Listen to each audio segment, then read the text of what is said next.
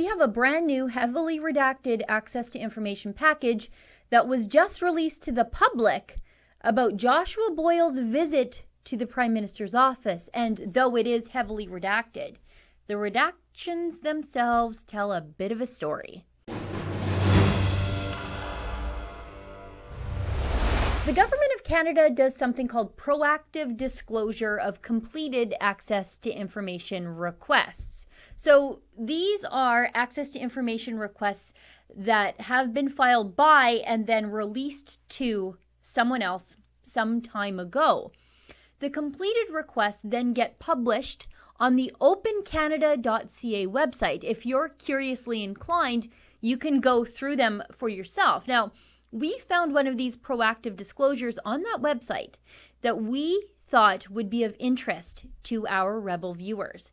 This is an access to information package that was filed for information about former Haqqani Network hostage, now alleged sex criminal Joshua Boyle, and his pre-Christmas visit and photo opportunity with Prime Minister Justin Trudeau in his office in 2017.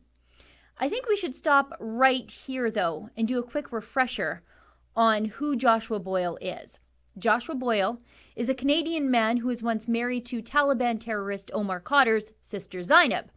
At one of Zainab's many other marriages, the guest of honor was Osama bin Laden. So after his foray into being the latest addition to a Taliban royal family went sideways for him, Boyle got his talons into an American girl named Caitlin Coleman. By, I think, probably any measure, it was a pretty weird and strange relationship between the two of them. Makeups to breakups and allegations of BDSM and mental illness and abuse. However, they were eventually married in 2011. And then, under somewhat unclear circumstances, Boyle took his pregnant wife on a backpacking trip through Taliban-infested Afghanistan in 2012. What a honeymoon! And that's where the pair were promptly taken hostage by the Taliban-linked Haqqani network and then held captive for the subsequent 5 years, conceiving 4 children and birthing 3 of them in the custody of the terrorists. All that should have been enough. It should have raised enough hairs on the backs of the necks of the bureaucrats in the Prime Minister's office to get them to pump the brakes on a visit from Boyle. But, as we know, it just wasn't. Boyle visited the office of the Prime Minister December 18th, 2017, and Boyle said it wasn't the first time he had met Justin Trudeau. He said he had met with Trudeau in 2006 in Toronto over common interests, although those so-called common interests were never elaborated upon. Just 2 short weeks later, Joshua Boyle was then arrested and charged with 15 criminal offenses, including sexual assault, uttering death threats, and misleading the police. And all of the offenses were alleged to have taken place in Ottawa between October 14th and December 30th, 2017. So before and after he was welcomed with open arms into the Prime Minister's office by Justin Trudeau. Boyle right now is in the middle of his trial for his sex crimes against his now ex-wife Caitlin. The access to information package about Boyle's visit to the PM's office is 32 pages long. Like I said, though, it's heavily redacted, but we'll get to that in a second. These documents were prepared by the former chief security advisor to the Prime Minister, a man named Daniel Jean. Politics watchers will know Jean was implicated in the attempts to cover up how a terrorist and attempted murderer named Jaspal Atwal came to be on Trudeau's India trip. And the documents were prepared for another disgraced bureaucrat, an individual named Michael Wernick. Michael Wernick was the former chief clerk of the Privy Council, so he's the head bureaucrat, or was, in charge of all things Justin Trudeau. And he resigned amidst allegations he was involved in putting illegal pressure on the Attorney General to defer prosecution of a corrupt Quebec-based engineering firm named SNC Lavalin. Yeah, there are a lot of disgraced individuals in just these 32 pages, Boyle and Trudeau included. The documents themselves are marked secret on the top. What we know is that Boyle himself requested the meeting with the Prime Minister. And because the meeting did happen, we know the Prime Minister agreed to the thing. On page 3, we can see the documents are prepared to brief the Prime Minister on Joshua Boyle, his family, and Boyle's history. But as we know, Boyle says he already knew the Prime Minister. They met before. It says here, Mr. Joshua Boyle and Ms. Caitlin Coleman and their 3 children were rescued from the Taliban Haqqani network by the Pakistani military October 11, 2017, who acted based on intelligence provided by the United States, and then it's redacted. In the request to meet with you, now these must be the conditions to meet with the Prime Minister, and they've also all been redacted. The 2 redactions here, as you can see on the top of the page in the little small writing there, are because of Section 15.1 and Section 19.1 of the Information Act. 15.1 is International Affairs and Defense, and that makes perfect sense. We don't need to divulge any secrets belonging to the American security establishment. And Section 19.1 is regarding privacy, which means Joshua Boyle himself is refusing to release this information to the public because it's about him. As you carry on through the document, we'll see another reason for redaction appearing on the top of the pages.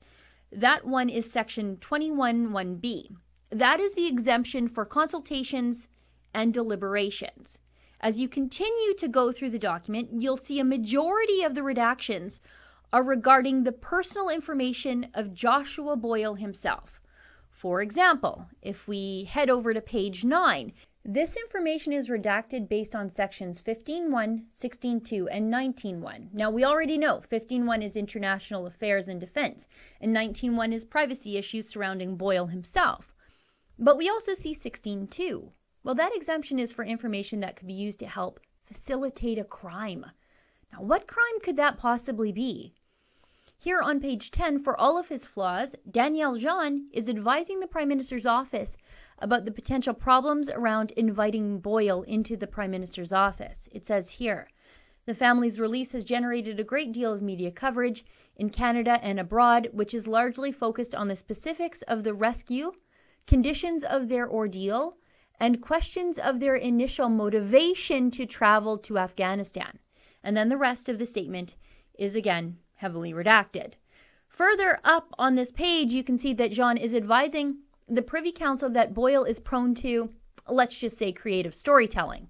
It reads, while the Pakistani authorities' rescue was successful, Mr. Boyle has told the media that the captors screamed to kill the hostages. And then we see more redactions. And again, you can see on the top of the page the reasons for the redactions. International Affairs and Defense, information that could be used to facilitate a crime, the privacy of Mr. Boyle, and advice and consultations. On page 16, we can see the talking points prepared for Justin Trudeau to use when he met with Joshua Boyle and his family. They were, on behalf of the Government of Canada and all Canadians, I would like to express my relief that your family has safely returned to Canada. The Government of Canada treats the hostage-taking of Canadian citizens as a priority. Together with our international partners, Canada will never cease in our efforts to prevent violent extremism and bring the perpetrators to justice. Unfortunately, though, Calgary-born Robert Hall was unavailable for comment. He was butchered by Islamic extremist group Abu Sayyaf after being taken hostage by them in 2016. Neither was John Rizdal, who was killed 2 months prior to Robert Hall's execution by the very same Islamic extremists in the Philippines. Now, finally, this last exemption of several pages, well, you can see here on page 26. It all makes me very suspicious about what Justin Trudeau's intentions would have been with Joshua Boyle had Boyle not been arrested for sex crimes and assault against his ex-wife. Exemptions 69(1)(g) regarding Section E. I know, this one's going to need a lot of explaining. That's the exemption for records that contain information about the content of any record within a class of records referred to in paragraph A through F. Still not clear? I totally get it. Those are records for the purpose of which is to brief ministers of the Crown in relation to matters that are before or proposed to be brought before Council or that are the subject of communications or discussions referred to in paragraph D. Paragraph D, which are records used or reflecting communications or discussions between ministers of the Crown on matters relating to the making of government decisions or the formulation of government policy. This means Cabinet was discussing matters of creating government policy or decisions with regard to Joshua Boyle. The Prime Minister's office was preparing for a Cabinet meeting about Joshua Boyle. That exemption confirms it. And since this was well after Joshua Boyle was back in town, and it wasn't about discussing policies about how to deal with Canadian hostages abroad, what were they going to do? Were they going to give Joshua Boyle $10 million or some other payout? And did that all fall apart after Boyle was arrested for alleged sex crimes? And if it did fall apart, why did it fall apart? Omar Khadr confessed and was convicted of war crimes, and he got a fat stack of cash. Joshua Boyle is only alleged to have done terrible things to his wife and children. For Rebel News, I'm Sheila Gunn Reid. Did you know that Ezra Levant has a brand new book out? It's called The Libranos. You can get your copy today at thelibranos.com.